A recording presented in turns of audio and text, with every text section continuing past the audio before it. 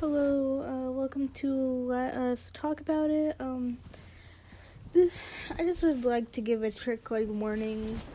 Nothing too bad, but, I'm gonna be talking about some sensitive stuff. This video is going to be about, not video, sorry. Episode, I'm so tired. It's going to be about parenting. I'm not telling you how to parent, it's just tips on parenting and how you should not parent your child because experience. First, if your kid is having trouble with something, do not scream at them. That's just a general common sense thing. Do not scream at your kid if they're having trouble doing something or understanding a task. You explain it easier to the kid. And I find it really upsetting when I see parents do that. And my mom does that to me. Generally. She'll get mad because she's like, well, now do I have to be specific? Because I didn't understand what I was supposed to do in the kitchen. How I was supposed to clean the kitchen to her liking. Because I know if I don't clean it how she likes it, then she gets mad either way. And also, if your kid... if you're doing something to affect your kid and you won't suck up to that, you won't admit what you have done, you're definitely not a good parent. If you know you didn't do anything wrong and your child admits that you didn't do anything wrong, okay. But if you know you've done something wrong and your child definitely knows you've done something wrong, just, suck up and admit to it. It's not that hard. And I get really irritated when my mom, doesn't admit what she's done in the past, and it's fine. It's not my fault. She doesn't know how to suck up to things. Also, parents, if you say your kid's talking back because your kid asked you why they can't do something, that's not true. And any kids or teenagers or people who are living with their parents who are listening to this, if you ask a question because you ask why you're not allowed to do something, you're not talking back. You're asking a question. You're asking why you're not allowed to do something you asked to do. In parents, you don't have to be mean about it. You can just be like, oh, because I don't want you going out this night, or we're having a family dinner. Thing is when your kid is by the age of 13 and 14, that's the time I would recommend, because that's going on for me right now, is opening them a small bank account. Having them own a bank account. Not a debit card, but not a credit card, if you get what I mean. Opening a debit card or a savings account. And I see a lot of parents who are very controlling over their kids' money. And I don't like it because, y'all in the future, parents specifically, I've seen get mad at their kids not knowing how to use money. Even though the kid, when they were a child, never got taught how to use money, and whenever they asked for money, they'd get yelled at or something. And I don't understand some things when parenting. I understand, gentle parenting is a thing. I do support that. I do support parenting and being generally understanding with you and the parent. Me and my dad. He says it's our house. And when he gives me money, or when my grandparents give me money, instead of being like other people in my household and asking for my money, he's like, it's your money. You don't have to give it to anyone else. And we live under our house because I help clean the house. I cook some nights, and we work together in the house. Yeah, I don't pay for stuff, but just because your kid doesn't pay for stuff, because your kid can't pay for stuff, they can't pay for groceries.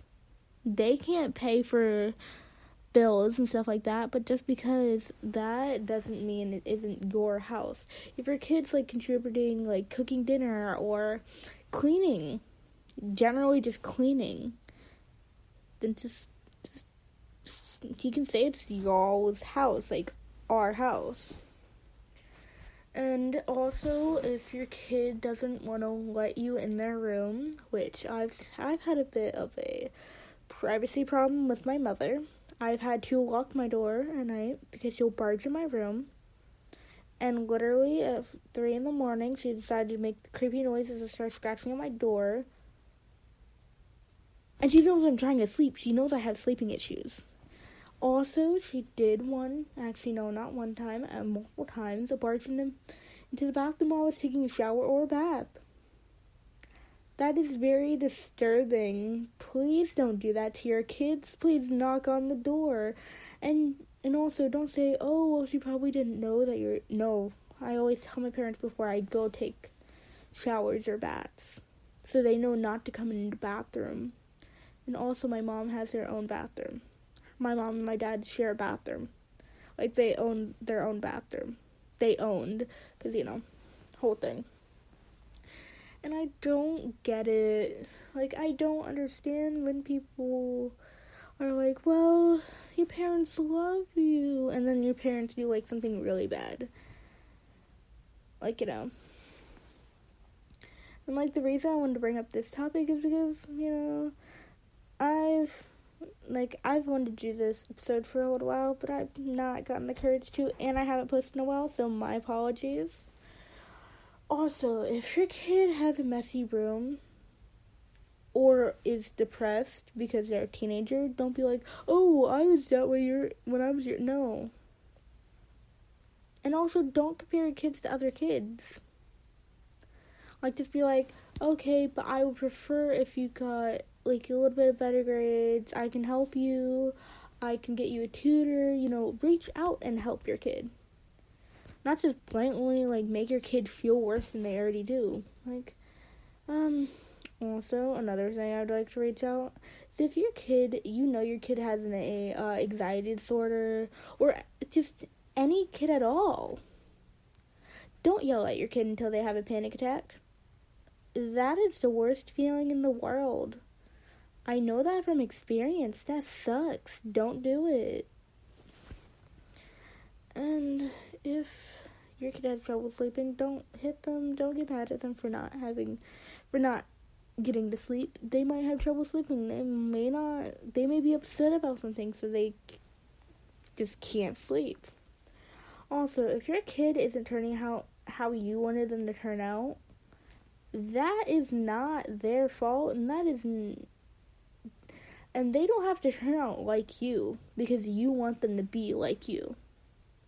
Like, if your kid wants to be different than you, they can be different from you. Just because you weren't able to get into nursing school or weren't able to go into fashion designer school or whatever, does not mean your kid has to. Your kid does not have to live up to your expectations. As long as your kid is not on drugs or alcohol or doing anything bad like that, and your kid's just living and doing something that makes them happy, then be proud. And I understand if you get a little bit upset if they have bad grades, but don't fall and yell at them. Like, just approach it nicely a little bit. Like, instead of being like, are you serious? You got another F? Be like, hey, I've noticed your grades are dropping down a lot more. Do you want me to get you a tutor? Because I would like your grades to at least be a C. At least passing. And I noticed that sometimes parents will bribe their kids. Like, this is some bribing I see. It's like, if you get good grades, we'll take you to McDonald's. But then you never end up taking your kid to McDonald's. Please mind, I've experienced that, and now I have trust issues from that and other aspects that have affected me. Like, most things I'm speaking on, I've done research on, or I've just experienced, so I know how it is. And I can't speak for everyone else. I can't, but I can speak for myself. And I also, if you're a parent of a toddler, of just a younger child, do not freak out if your child has bruises on their legs or arms. It's normal for that. But it's understandable if it's like big gashes, if it's huge bruises, if they are getting punched in the face. Like, it's understandable if they have a tiny scratch or something on their face, but if they're getting like punched in the face or something like that, then it's understandable to be worried. But there's different levels that you can worry at. Also, if your little boy wants to do makeup, that is fine. That doesn't make him gay. That just being a kid. The boy being a kid. And if a little girl wants to do like mud races and stuff like that, like more like hunting and stuff like that, things seen as more masculine, that doesn't mean she's gay either. That just means that they have different interests than most, and that is perfectly fine. And since you know how you have boundaries, please let your kids have boundaries, even if they're just small ones. Like, if your kid doesn't want a hug, don't make your kid give you a hug. Like, don't. That sucks. And if your kid doesn't want to keep their door open all the time, when they don't have friends over, they just want to keep their door closed, let them keep their door closed. If your kid wants to go to sleep and doesn't want to change into sweatpants or out of their clothes that they're already in because they're super tired, that's okay. They'll change in the morning.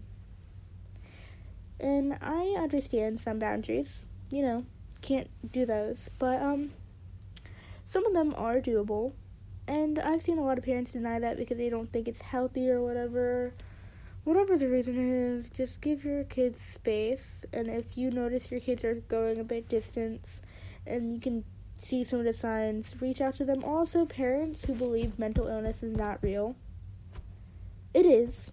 We are just smarter than your generation. That is not to offend y'all. Like, y'all are smarter than your parents, and the next generation that some of us have is going to be smarter than us, and we'll all get smarter. We've just done more research on mental health. Okay, thank y'all for listening to me rant about this. It was more of a rant and information at the same time, but I hope y'all have a great day or night. Right now it is 10:31 p.m. and I cannot sleep.